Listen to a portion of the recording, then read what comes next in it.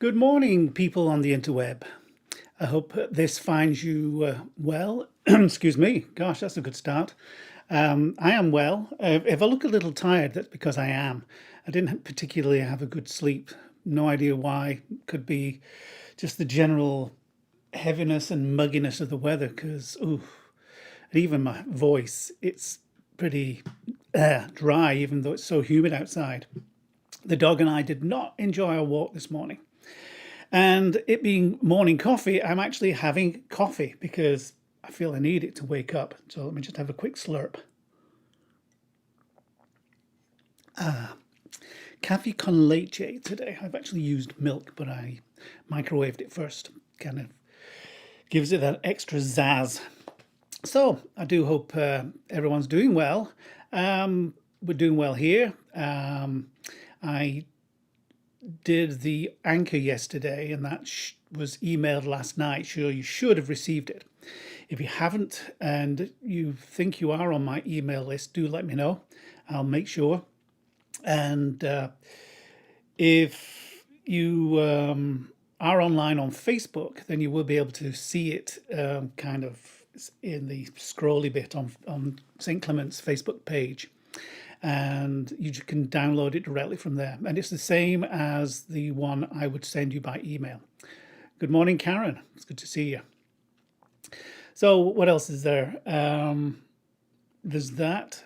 Yeah, in general, if you're not getting any communications from the church or from myself, please do make sure that I have your correct information. Two ways to do that. If you have my cell phone number, give me a ring or text me with your email. Otherwise, contact the church, go to the website, pick up the phone number from there, and then let Margot know the details. It is the case that, as I mentioned in my editorial, there's quite a lot of, well, not quite a lot, a few people that have tried to contact by text, by phone, by email, who haven't gone back to me. Excuse me. Maybe that everything's fine, but it would be nice to hear from you. So if you are one of those people who are watching this, or you're in a group and they have said that they've not heard from me directly, then please do let me know, and also let them know that I have probably tried. I've been through the list a couple of times at least, which doesn't sound a lot, but when you're leaving multiple messages, sometimes it does sort of take your time away. So good morning to Karen and to St. Clement's, which I assume is Margot. I don't know. Jamie, Kit, it's good to see you today. So what's going on in the church? And Laurie, good morning, Laurie.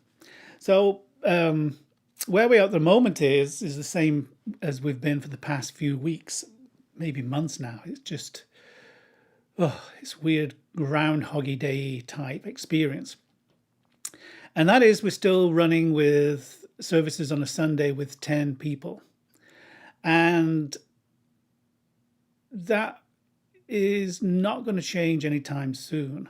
I do have an idea. Well, it was formulated originally by Father Lewis, so credit where credit's due. And we've been discussing it, Father Lewis and myself. And I'm going to present it to the vestry tonight as we do our vestry meeting remotely, be done by phone and video. So that's this evening. So please pray for the vestry and for our meeting. And I'll be presenting an idea to them. I'm not going to tell you now because it may modify somewhat with the vestry's input between what I have in my head and what I'm going to share with them, and the iteration of that by the time it gets to you via email and or postings on Facebook and YouTube. So it is kind of watch this space. And so what's going on? Well, we're continuing in Florida to have an increase in positive COVID-19 tests. And there is an increase in hospitalizations as well. And when I talked about this a month ago, maybe, when the diocese said that we could expand numbers, and I talked to the vestry about this, and I talked about what the scientists were saying. Back then, at least a month ago, there was an expectation of a second wave. Well, the truth is, we never really got out of the first wave. So the scientists were right, and now we're getting a lot of people in authority looking shocked that this has happened, even though those who know what they're doing, the scientists, the epidemiologists, those who research all these things, said this would happen. And if we opened too much too soon, we would bring upon ourselves an increase in infections and positive testing because of it. And that's exactly what's happened. The whole idea, I think people kind of mistook the idea of all this closure and stuff as a way of completely destroying the virus so that, if we did it long enough, it would just disappear. And but that was never the case. It was to flatten it enough so that when the infections come, they would be at a level that the hospitals would be able to cope without any problems or any stress or any panic. But if you look at it's not really a curve, it's almost a straight line going vertical in Florida and in Texas and a few other places, Arizona. And as this child once said that I was teaching many, many decades ago, who was he was a good laugh, and he used to throw in different words. He said, the mind goggles. And the mind certainly does goggle when you watch our governor saying, how did this happen? And try and say other things are going on. And then, I'm getting to that point where I look at people in authority and I think, how can they be so barefaced in their dishonesty? So we have Mike Pence wearing a mask saying, it's a really good idea to wear a mask, as if it's some novel idea and it's just suddenly, the news has come to him like, we should be doing this. Really? We should have been doing this over a month ago at least. We should have been doing it since Dr. Fauci said it would be a really good idea. And it would be a way of protecting other people and ourselves. So this kind of obtuse narrative of discovery is appalling. I think it really is. And to think of where we are versus where other countries are. Now, I know there's a difference in how we approach things because the US is basically 50 different countries. And trying to get 50 different countries to do the same thing is not easy. This is that autonomy. Let me have another drink and I'll say that again. Autonomy. There you go. Coffee. It works. That each state has. And then there's the politics that plays within each state. And then there's those who like facts and those who don't. It just is what it is. But it really is. We're in a really weird situation where something as simple as a mask has become a real bone of contention. So, having said that, it kind of ties in neatly after Thursday's afternoon tea, which I hope you enjoyed, and I hope you did sort of take to heart the suggestion to sort of think about what your core sense of yourself is, your reason for being, your understanding of what it means to be alive and sentient and to be where you are at this particular time. We used a few words, one of them being existential, and I kind of gave a very sort of broad definition, possibly so broad it was meaningless. But the idea for me, I'm not an existentialist. I don't sort of analyze every millisecond of every act that I do throughout my day, and that is hardcore existentialism. I take the kind of the broad theme of it, and that is to reflect upon one's actions and emotions as they appear. And I ask the question, why? Which apparently was the first word I ever spoke. It wasn't mummy or daddy, it was why. But whether it was done as a kind of inquiring minds need to know, or as an existential angst of why am I here, what's it all about, blah, blah, blah. I don't know. But that's kind of who I am, to query, to ask the questions. Even if the questions are awkward, and even if the answers are not clear cut. So, out of all this, a couple of people sent me a few questions, that kind of intrigued about some of the things I said. One of them to do with why I see myself as all over the map politically, because I talked about abortion and then moved it over to meaning all, not all, pro-life, being pro-life, and being pro-life in its fullest sense, and how that, if you just mention one part of it, it puts you in one part of the political spectrum. But if you mention the other part of it, then it puts you in the other part of the political spectrum. And somebody asked me about that. Where do I get my politics from? Well, I'm English, so I obviously get them from there. I get them from something from my parents, from my grandparents, my grandfather especially, and also from my great grandfather, which may seem weird. He was a shop owner. And he was one of those small shopkeepers back in the day who worked almost every hour. He was a very good Methodist. He was part of the Methodist Church, the Primitive Methodists. And there's kind of an inheritance of outlook of being your own person in terms of what it means to work and to provide and what's required for that. So that's part of it. Now, I'm not going to go into the whole thing because it's although it may interest you, it's really complicated. But another question that was asked, which is kind of related, and that's why did I become a citizen? It happened, now let me think, 23rd of September 2013. But it was a long process. I came here November 2006.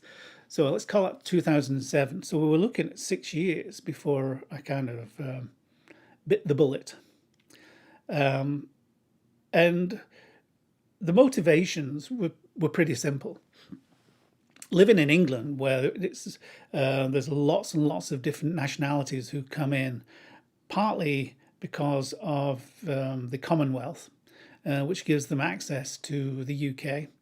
If you don't know what the Commonwealth is, it's the kind of remnant of the British Empire, don't you know, where we allowed people to have their sovereignty again, but we also allowed them to become members of this big club called the Commonwealth, and over which the Queen is the sovereign, I suppose.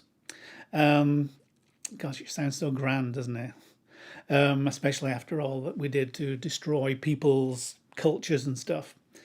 Anyway, that's part of it. But we also allowed other people in through normal immigration and through things like mass depopulations because of genocide and natural disasters. And one of the things I observed was that quite a lot of these people, they just brought their culture in and had no intention of playing any part in their new culture. I was always brought up that when in Rome, do as Rome does. You learn the language, you learn the culture, you learn to take a part in it.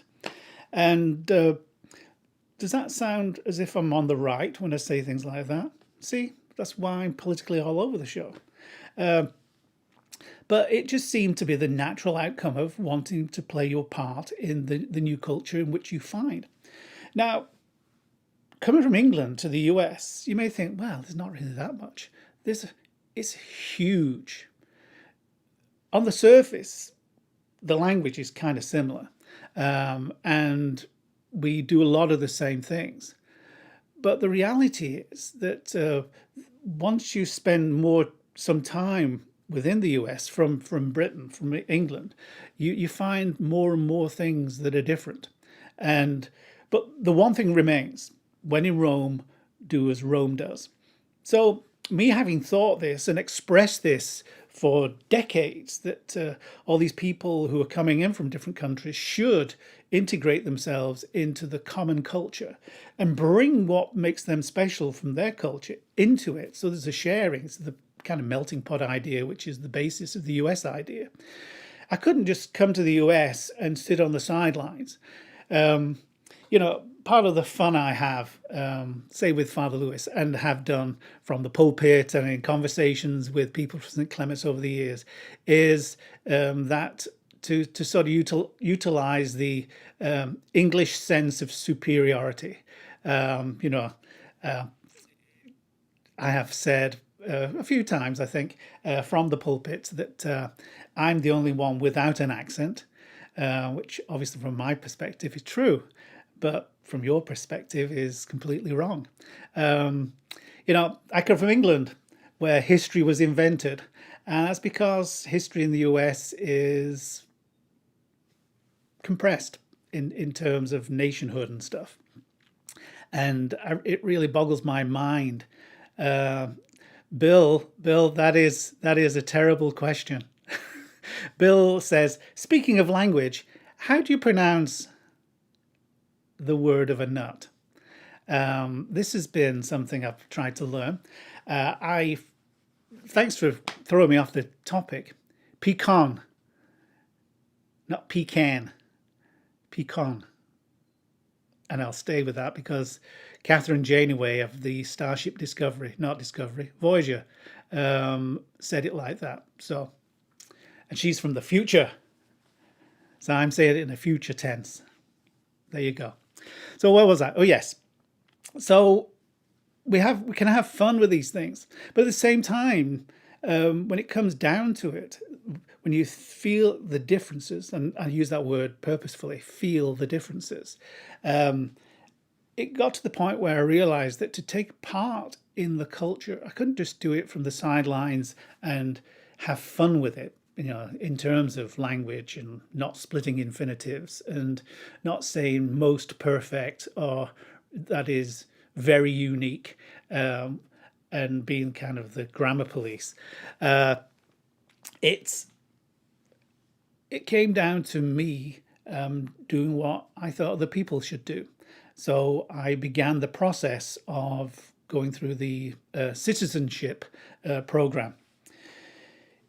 It was really, really interesting, especially the civics part of things. But for me, what was more interesting, I think I'm kind of going around a circle here. When one becomes a Christian, there are two elements. One element is, what are you being saved from? So there's that part. You may be, a lot of people become Christians because through Christ they find the strength, and the Holy Spirit, they find the strength to break their addictions and stuff like that. They find community, they find wholeness and love. They find a spiritual healing that they never thought possible. They find a peace. And so they're escaping from this situation, this life, this past. That's what they're escaping from. But you're also saved too. We become new beings through Christ. And if that has any reality, it's because we realize we are saved to something as well. Now, the same kind of thing happened to me, and I think happens to most people who take seriously the citizenship process. And that was, what does it mean for me to be English? What is the essential Englishness of who I am? And that was a really, really deep and sometimes dark subject. And this took me months to get through. And I was flipping and flopping about this. What am I coming from and what am I going to? Now, I hate to burst anyone's bubble, but there is freedom and democracy and a whole host of other things that America prides itself in other countries. It is not the leader or the only place that has these things. So there was a lot that I understood by my experience of things. But when I was looking back at my past and my upbringing, and this is the existential part, the reflection of what I'd been and what I've experienced, it was what's the kind of what am I going to miss of who I am as an English person versus what am I going to gain as I become a US citizen? Because I wanted to take this deadly serious. And I could only do that if I actually worked it out, what it really meant for me to be English in the first place.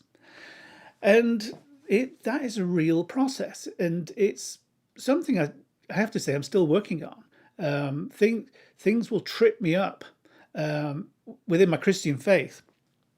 And I'll think, oh, where's that come from? And I'll realize it's something from who I am as an English person. We all bring our own particular pair of spectacles to look upon situations.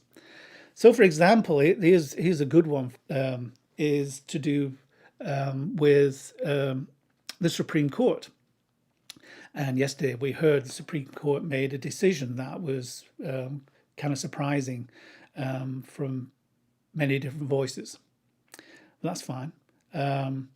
But the idea that people recognize the ideological stances, the political ideological stances of those Supreme Court justices is just foreign to me. In the UK, we have the Supreme Court. It's an odd number. I can't remember. Is it 5? I can't know. It's an odd number anyway. But how they are elected is done in both a closed and open way. And it's not done by the Prime Minister, it's not done by the Queen, it's not done by the House of Commons, it's done by a committee that's set up within the justices, within the Justice Department, that has county court judges in it, and they eventually draw up a list of candidates, and then they have to put this out to the to members of I can't remember what the name of them is, but the Supreme Court is in London, but people from Northern Ireland, from Scotland, from Wales, as well as England, play a part in this. So the representatives from those different countries, because it's the UK, come and put their 10 penneth worth in for making a decision about a candidate. The candidate has to meet certain criteria as an attorney and as a judge. I think if you've been a county judge for 2 years, that makes you eligible. If you haven't been a judge, I think you must have been an attorney for at least, I think it's 15 years, could be 10 years. I should have read it up beforehand, but it's only just come to mind, so there you go. When they have candidates from within their circle, say they're a junior judge or something, so one of their bosses will come and say, this person is this, and this. And eventually a name comes out of this. That name is then passed on to the Prime Minister, who has no choice but then to pass that name on to the Queen, who then says, my cabinet has decided that blah, blah, this person's going to come in. And then that's it. Did you hear any politics in there at all? I don't know of any time that any decision's been made by the Supreme Court and then somebody has said, well, that would happen because X is a conservative, Y is a Democrat, a liberal. So coming here and just seeing how politicized it is. Now, those of you with more history, you're probably going to tell me that it's not always been like this. Then please God, do, because the idea isn't Lady Justice supposed to be blindfolded, and the scales of justice are supposed to be evenly weighted because everybody has access in the same way. But how can that possibly be if people are bringing their political ideology into making legal judgments? I just don't get it. It's as foreign to me as the kind of kangaroo courts in other countries where, do we find him guilty? Yeah, sure, then chop his head off. It's weird. And I just don't understand that. But do you see how this process of self-reflection really makes you focus on things? Hopefully, I see things as a Christian first. And when I say I see things, I have to know the scriptures. I have to know the words of Jesus, the actions of Jesus. And it's not that what would Jesus do thing, although it's partly that. But it's a reflection on a whole realm of things. My Christian faith helps me look after my dog. That sounds weird, but I am not the dog's owner. We are fellow creatures on this planet, and God's the boss.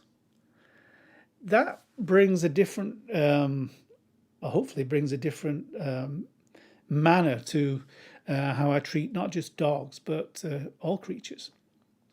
It really bugs me when I'm driving down the road and I see people, and there's a turtle trying to cross the road, really busy road, and people don't try and avoid it. They actually go for it.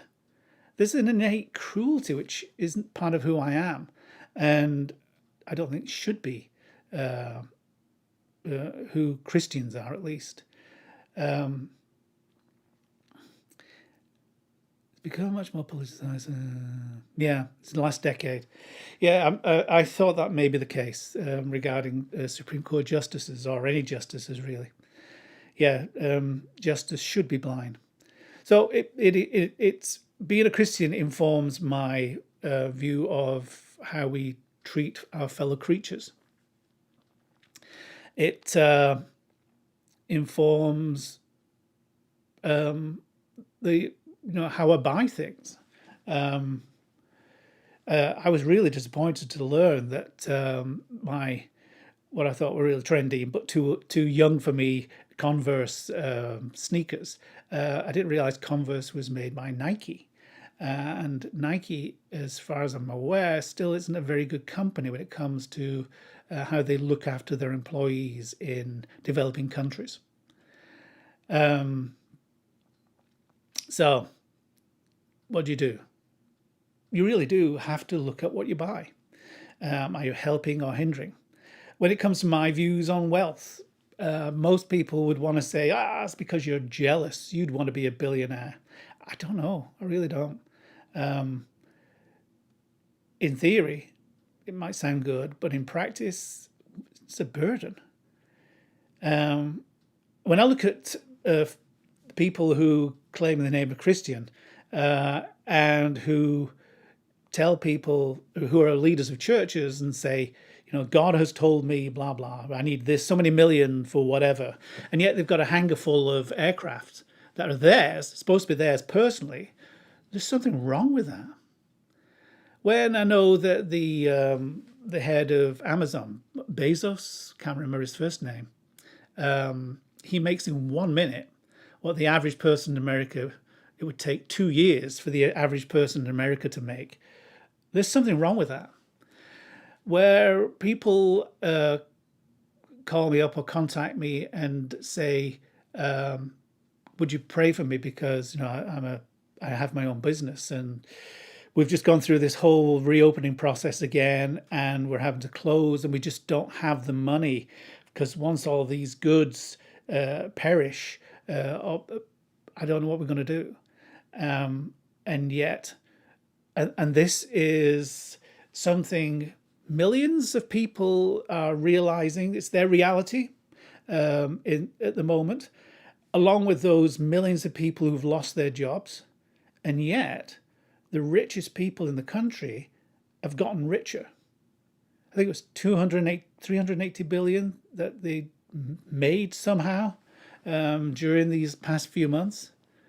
There's something wrong with that. The cult of celebrity that and even on something like YouTube, where we have these people called influencers because they've developed a certain number of subscriptions. They then start hawking goods that have been supplied to them, sometimes given to them by different companies. And people listen to them for what reason? Maybe I should set up some kind of YouTube left-hand guitar cornucopia. I don't know, and see if I can get who would I want?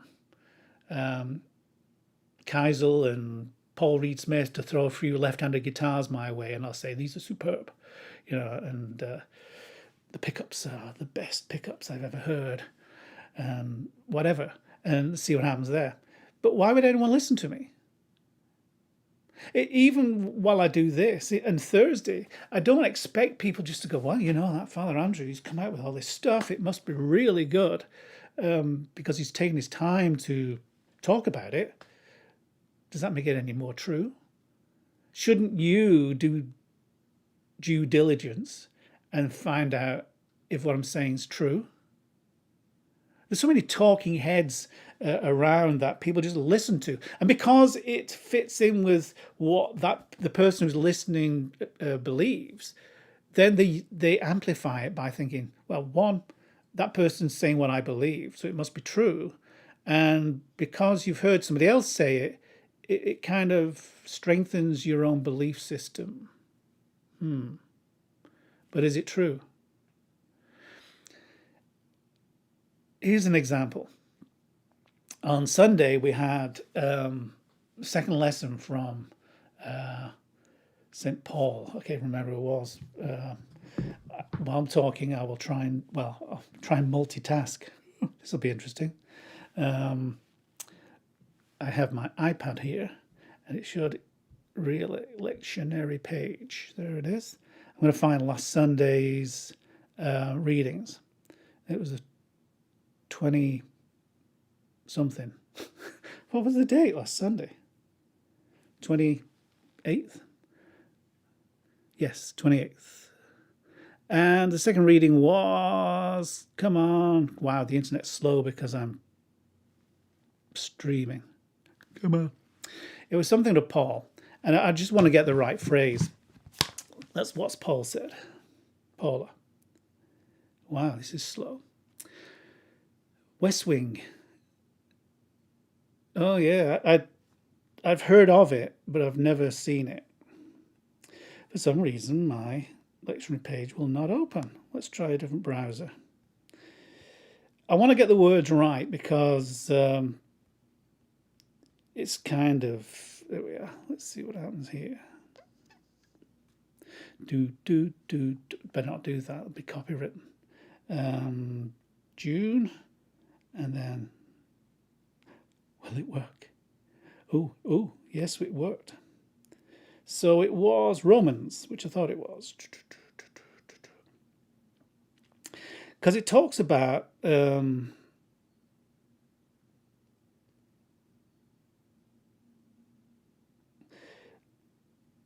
you not know that if you present yourselves to anyone as obedient slaves, you are slaves of the one whom you obey, either of sin, which leads to death, or of obedience, which leads to righteousness? It's really difficult, and I'd have to look at the Old Testament, to the Greek, the New Testament Greek. It's really difficult to do a sermon about something like that, where Paul uses the word slave, because the connotation of slave is just so horrific. And even though it's true in a metaphorical sense that we become slaves to sin, it really is a word that needs to be unpacked. So when I was thinking about preaching, I thought I'd have to spend so long utilizing the definition of the word that it would can be counterproductive to saying something in a sermon. And the other part of it is, and where I'm coming from here is some of the stuff that atheists and those who are kind of anti-Christian say about the Bible, that we would want to try either to mitigate or defend. But sometimes you cannot defend.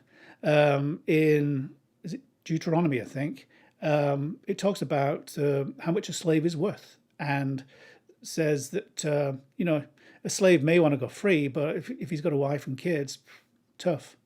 The deep silence from Jesus about slavery. Paul talks about it in a kind of neutral way. If you're going to be a slave, be a good slave. None of this language is acceptable now. But it's the truth of what the Bible says, which may be another reason why you shouldn't take the Bible absolutely literally. But if we're being honest, and as Christians, we have to be honest, we also have to look at the dark side of the things we've done.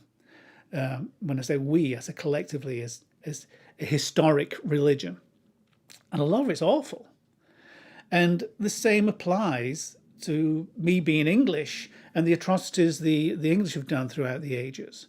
And the attitudes that have had and still creep out because quite a lot of Brits know a bit of their history when it comes to, say, the French or the Germans. We're going through a real interesting time in the US with the toppling of statues, the renaming of buildings, the renaming of schools, the changing of flags. And I have to say that when it comes to the Confederate flag, I don't know anything. I know zero, and that's my bad. And I'll need to do some reading about it. And I've promised myself I will do. How do I find an open and balanced book about the history of the Confederacy and the flag? I'm not sure. Because the people I've met have either been, this is bad, it's this, and this, or people have misunderstood it. It's not really a loser's flag. It's this, and this, and it stands for this. And I have no answers because I know zero about the thing. And it seems that whoever you talk to, they're upset for opposite reasons. One, because it's a sign of oppression. And the other side is because if you take it down, you're oppressing me because of whatever. So do you see how what you bring is important? So if you are for something as simple as a flag, and I'm English, and we don't care about flags. We have the Union flag, we have the English flag, the Scottish have the St Andrew's Cross. There's the Welsh dragon, which I rather like. It's kind of cute. I do like St Andrew's Cross as well. It's actually, I don't have it here, but when I was ordained, I was given the gift of a lot of handmade for me stoles by my parish. One of them being a funeral stole, which has the Lamb of God at the bottom, but a St Andrew's Cross on the yoke at the back. And that is my favourite thing when it comes to ecclesial tat, because I'm not really into that much. If I were, I'd already have my red piped canon's cassock, but nope, still the white one. I think the nearest thing I've got to red piping is my little skull cap. Ooh. Who knew the UFO in my bedroom? My study, I should say. So yeah, it's all that kind of stuff. Why don't I care about a flag? Because it's a wavy thing. It's the thing that flaps in the wind. It expresses some sense of unity as to who we are as a people. and that's it. It's gone into battle. It's been blasted to pieces during wars. It's been hung in the air. People have rejoiced at freedom and peace, but it's also been the cause of oppression. There's a very good comedian. He's Scottish, and I can't remember his name. Paula may know who this is. Scottish, and he talks about the cafe or the canteen in the Death Star, and Darth Vader not getting a tray, so the person behind the counter won't serve him. But he also talks about the flag and how the British Empire took shape by invading countries and saying, "Do you have a flag?" "No." "What's a flag?" "Well, we have a flag, so this is ours now." It's really stupid, but it kind of makes a point about how even something like a piece of cloth that flaps in the wind can become divisive. And again, if that's you, and because I don't care about flags, I still have to. Oh, Billy? No, no, no, no, no, no. But he is Scottish. I can't remember his name.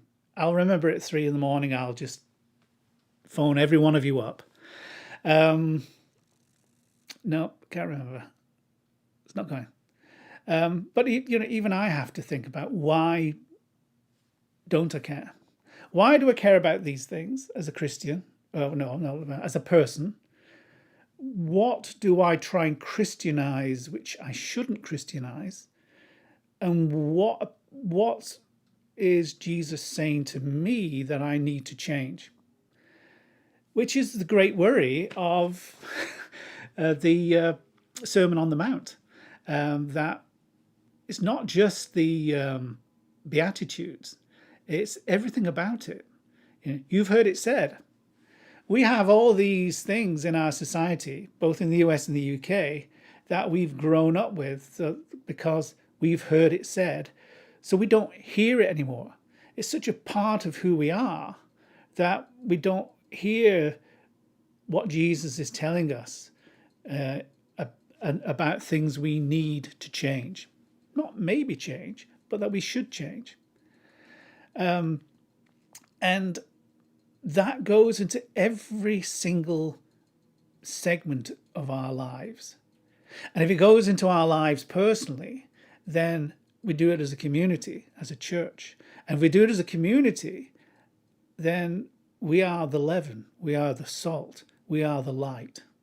And so it is our duty as Christians to bring that into society.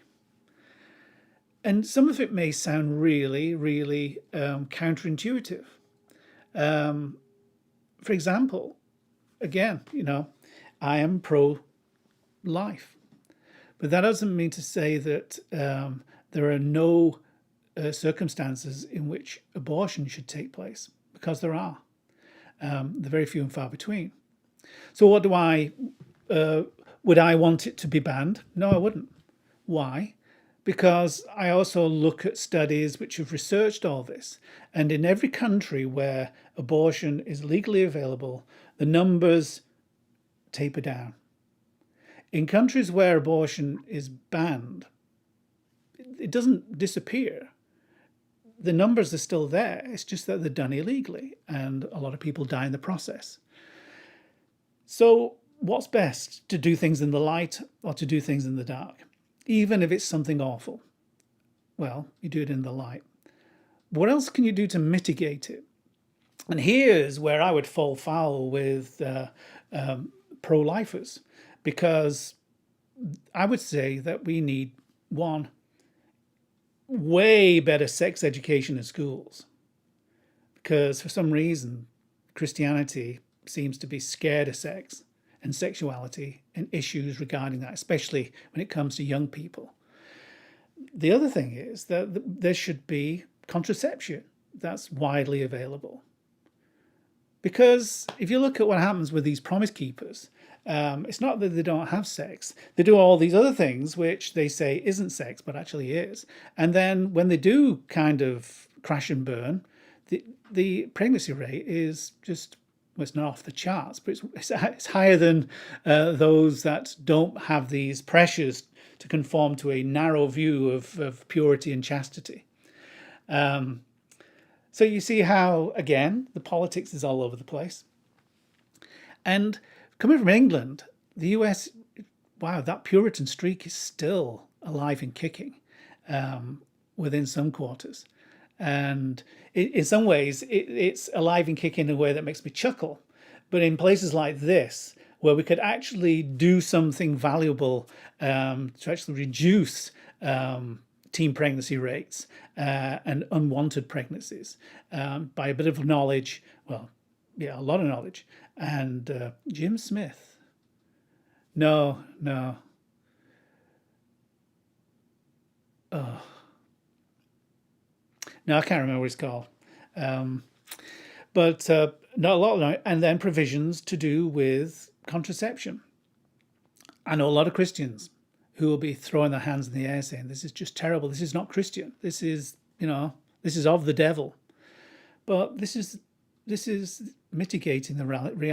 That's the third time I've used that word today. Let me change the word. This is looking at the reality of where we are and doing the best within that to help as many people. It's a bit of utilitarianism to help the most people as possible. And it's and this fact to back this up. It's not just me saying something. It's me looking at what other countries have done. Craig Ferguson. Wow, it's a long time since I've heard his name. He's kind of fallen off the TV, really, hasn't he? But no, it's not him. And Peter Kay. Oh, he lived in the parish, my first parish in Bolton, UK. He has a really, really interesting accent, but in no way, shape, or form could it be called Scottish. Although I can understand, yeah, Peter Kay. Yeah, he's a good comedian. Actually, he's very, very good. I like him. He did a TV series called Phoenix Nights, where he was the owner of a Bolton nightclub and some of the shenanigans that went on there. That was funny. Anyway, so again, you could talk about influences through British TV versus American TV. So that question I asked of you to sort of look at your motivations. Think about, what am I thinking now? What am I feeling now? And where does that feeling come from? Is the self-reflection that I started going through and I'm still going through just because of becoming an American citizen. How seriously do I take it? Well, when people ask me where I'm from, and it's kind of interesting now because some people think I think obviously my accent's modified after being here almost 14 years. Some people think I'm from Australia. Some people think I'm speaking with an Irish accent, a Scottish accent. Very few now say English. It's weird. Now you hear it because you know me. But I'll just say, oh, I'm from Florida. And people just don't bat an eyelid unless, they really want to go down the, well, where you're from. That's the one. Eddie Izzard. Yeah, I think he's Scottish. Yeah, he's got a very English. See, the best English is spoken in Scotland. Some people don't understand that. It's the best grammar, the best accent, the most, the purest. No, it's not really pure. The cleanest English accents. We're not talking Glaswegian or the Highlands, which is kind of a beautiful burr. I don't know what you mean, if you know what I mean, but some people's accents, they're just warm and cuddly. They say something and you feel like you've just been wrapped in something warm. And some of the Scottish accents, but maybe it's because I'm half Scottish as well, so who knows. But yes, Eddie Izzard. Two of his skits I would recommend as the Do You Have a Flag one, which I've talked about, and the Death Star one. I just think those are priceless. He's very, very good. And he can go off. He'll start something, then he'll seem to go off subject and go all over the place. And then 15, 20 minutes later, we'll come back to where he started and tie the whole thing together, which is a skill in all itself. Paula says, Scottish has the most pure profanity. Interesting. They in the British Isles, people swear a lot. I'll give you that. Do they swear any more in Scotland? I don't know. It's interesting. I'd have to think about it. In Ireland, they kind of change words so that there can be swearing their heads off, but they've changed it enough so that you know what they're saying. I suppose it's like OMG. I mean, you're basically saying, "Oh my God," which you should never, really do. Say things like that. But yeah, in England especially, taking the Lord's name in vain is they don't. It's one of those things. It's invisible. People don't notice it, and when you bring them up on it, I've done it in pubs, done all sorts. When if someone's just gone Jesus Christ, and I've been in my collar and said something, they don't know what they've said because it's just part of the atmosphere in which they talk, which again is useful for us to know because sometimes we can speak in riddles when it comes to Christianese. And there's some good comedy sketches that have been done in England about that as well.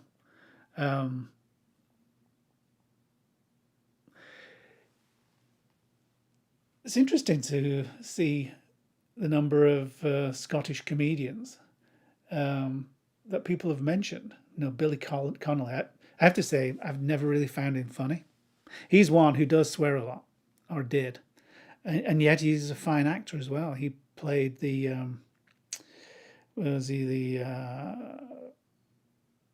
something to do with Queen Victoria. I can't remember. Was he footman or something? And he was really, really good. As a comedian, he's never really done anything for me at all.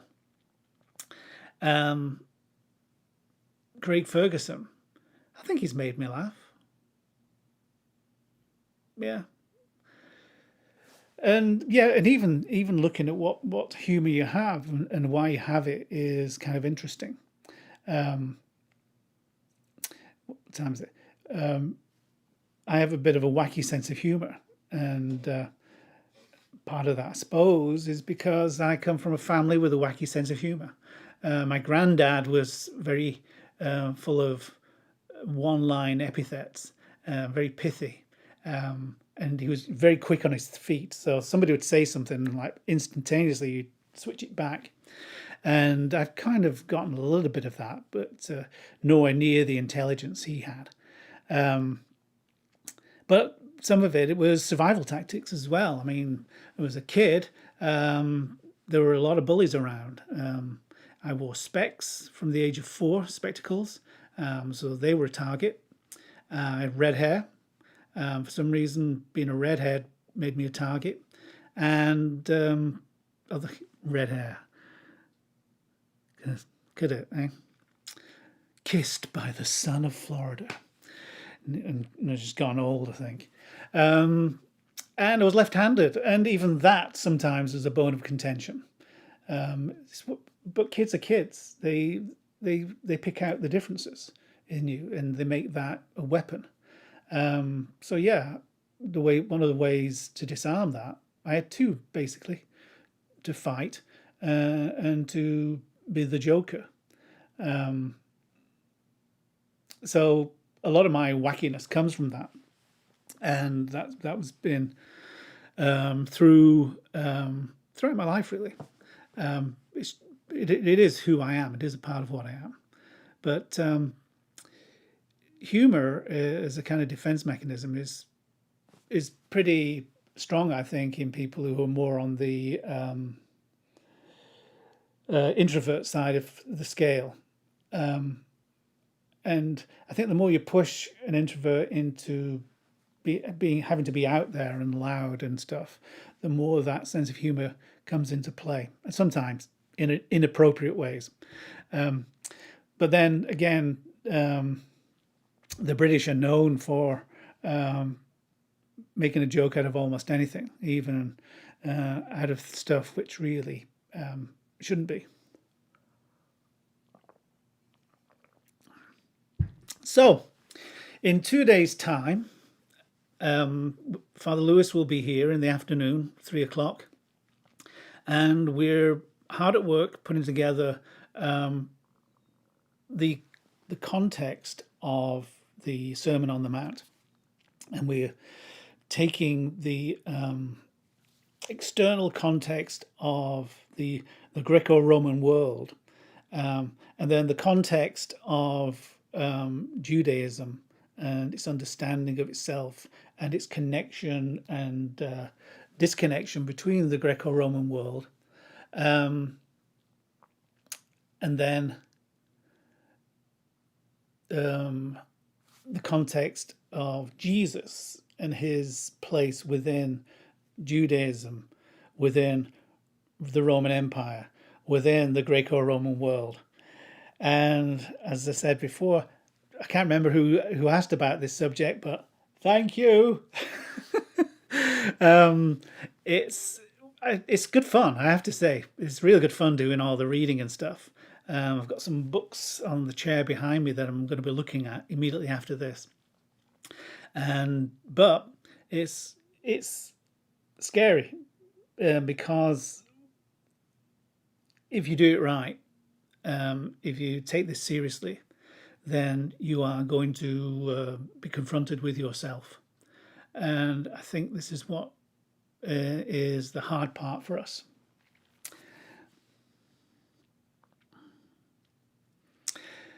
Kevin, Billy Connolly's two best roles were Dane and he was in The Hobbit. I did not know that. The Duke in The Boondocks, and I have no idea what that is, Kevin. I'm such a cultural vacuum in some ways. But are those two movies you'd recommend? Well, not The Hobbit, I've read the book. Is The Duke a movie you'd recommend? Oh, Bill, it was Kit who posed the question. Okay, people. If you enjoy the Thursday afternoons, then heap praise on Kit. If you don't, then blame Father Lewis.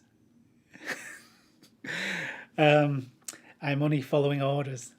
No, it's a really it's a real good opportunity to do something which shouldn't be attempted in a sermon, not unless you're one of these people who can sermonize for a couple of hours and people enjoy it.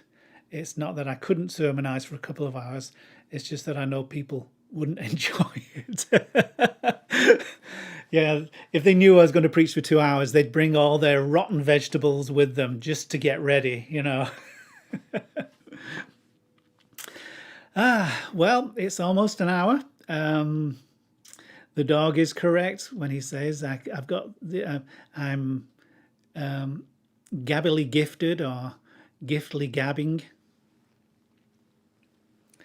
Well, I don't think so, Kit. You know, credit where credit's due. If you hadn't brought up if you hadn't brought up the idea, then I wouldn't have been doing it in no way, shape, or form. So it's a challenge to myself, and I hope you take the challenge as well, all of you. So thank you so much for being with me for this hour. I do appreciate you spending your time. Please stay safe. And I look forward to hearing from you if I've not made contact. Stay well, do the right thing, and contemplate. So this is a parting shot from Martha. It would be great to hear you for a couple of hours in a sermon. I think my dog would disagree at the minimum. And I'm sure there would be the Exodus would take place again. A good thing for a preacher is to never overestimate their ability to hold people's attention. And having said that, God bless you all and take care. Bye bye for now.